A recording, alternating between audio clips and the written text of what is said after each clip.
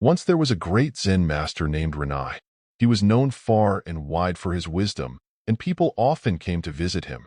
One day, a man came to see him.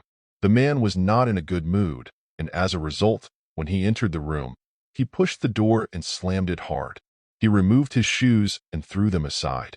As soon as he lifted his foot to enter the room, Renai said, "Stop, don't enter." The man was a bit surprised and asked, "Why?" Renai replied, "First, go and ask for forgiveness from the door and from your shoes." The man said, "What? What are you talking about?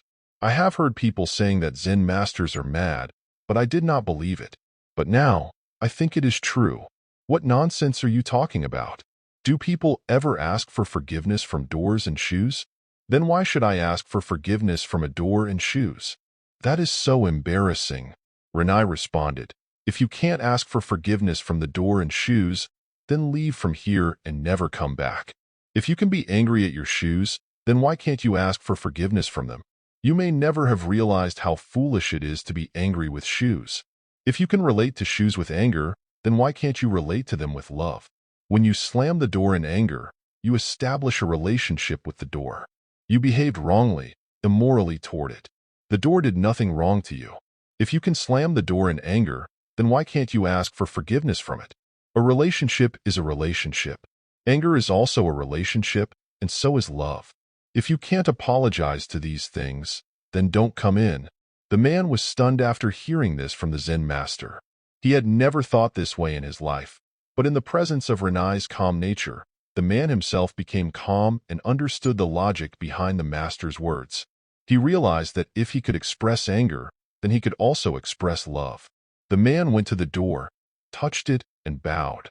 Tears began to flow from his eyes. He could not hold back his emotions. Then, he touched and bowed to his shoes, and a great change began to happen within him. He turned and approached Renai with tears in his eyes. Renai took him into his arms and embraced him. If we look at our lives, we will find that while we cannot control the circumstances around us, we always have the power to choose how we respond to them. Life will always bring challenges, conflicts, and moments of frustration, but what is important is how we respond to them.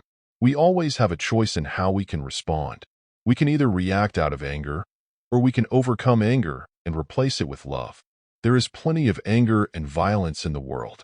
In every town, every village, and every home, one can find an abundance of anger. To respond to this anger with more anger will only fuel the flames. We should not put out fire by fanning the flames.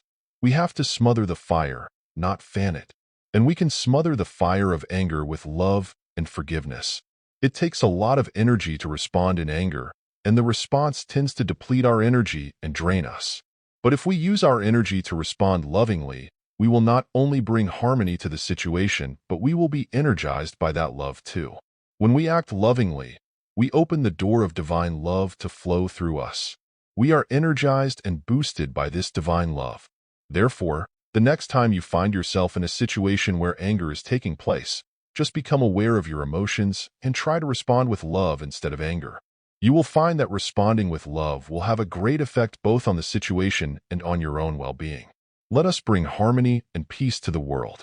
Let us overcome violence with love, and in doing so, we will find that it will not be long before our environment, our community, and our society become a heaven of peace in this world.